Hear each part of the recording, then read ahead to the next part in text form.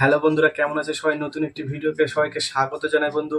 আজকের ভিডিওর টপিকটা আপনারা নিশ্চয়ই থাম্বনেল থেকে বুঝে গেছেন। তো আজকে অন্নপূর্ণা ভান্ডারের নিয়ে আলোচনা করব। তো আমাদের সাথে জুড়ে থাকুন এবং ভিডিওটি শেষ পর্যন্ত দেখতে থাকুন। তো বর্তমান মুখ্যমন্ত্রীর ঘোষণা অনুযায়ী 1 জুন থেকেই আপনারা অন্নপূর্ণা ভান্ডারে 3,000 টাকা করে পেতে চলেছেন। তার আগে কিছু ভেরিফিকেশন হতে পারে, যে যারা মারা গেছে বা যাদের ভোটার কার্ডের লিস্টে নাম বাদ গেছে তাদের কিছু ভেরিফিকেশন হতে পারে। তার পরপরই আপনারা আপনাদের অ্যাকাউন্টে টাকা পেতে শুরু করবেন। সব থেকে বড় আপডেট যে মাননীয় মুখ্যমন্ত্রী শুভেন্দু অধিকারীর মন্ত্রী যে ভাষণটা দিয়েছেন, লক্ষ্মী ভান্ডারের পরিবর্তে অন্নপূর্ণা ভান্ডার যে চালু হবে তার বিষয়ে কিছু আপডেট আপনারা নিজেরাই দেখে নিন। সবাই পাবেন, যারা যারা লক্ষ্মীর ভান্ডার পাচ্ছিলেন সবাই অন্নপূর্ণা ভান্ডার পাবেন। সবই ডাইরেক্ট বেনিফিট ট্রান্সফারে হবে, কিন্তু দেবার আগে 1 জুন মাননীয় মুখ্যমন্ত্রী বলেছেন 1 জুন থেকে ব্যাংক অ্যাকাউন্টে ঢুকে যাবে। কিন্তু তার আগে আমরা একটি অ্যানালিসিস করতে চাই যে যাদের যাদের নাম কাটা গেছে তারা যদি কেউ পায় তাহলে তো তাদের পাওয়ার কথা নয়। যিনি মারা গেছেন তার তো পাওয়ার কথা নয়, যিনি আমাদের দেশের নাগরিক নন তার তো পাওয়ার কথা নয়।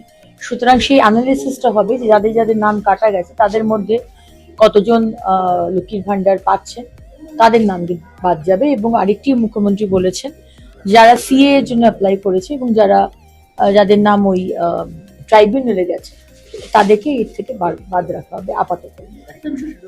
সব থেকে বড় যে আপডেটটা আমি দিতে চলেছি সেটি হলো লক্ষ্মী ভান্ডার কোনোদিনই বন্ধ হবে না পশ্চিমবঙ্গে।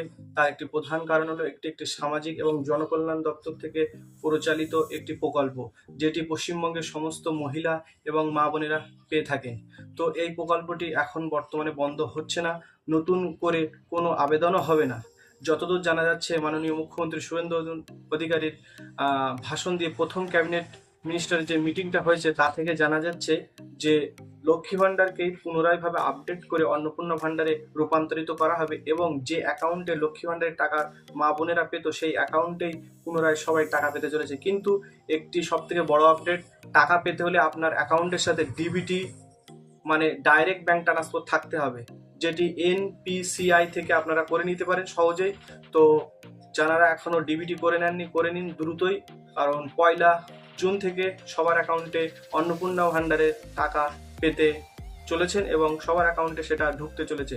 তো বন্ধুরা, এই ভিডিও এখানেই সমাপ্ত করছি। পরবর্তী ভিডিওর জন্য অপেক্ষা করুন এবং আমাদের সাথে জুড়ে থাকুন এমন নতুন নতুন ভিডিও পাওয়ার জন্য।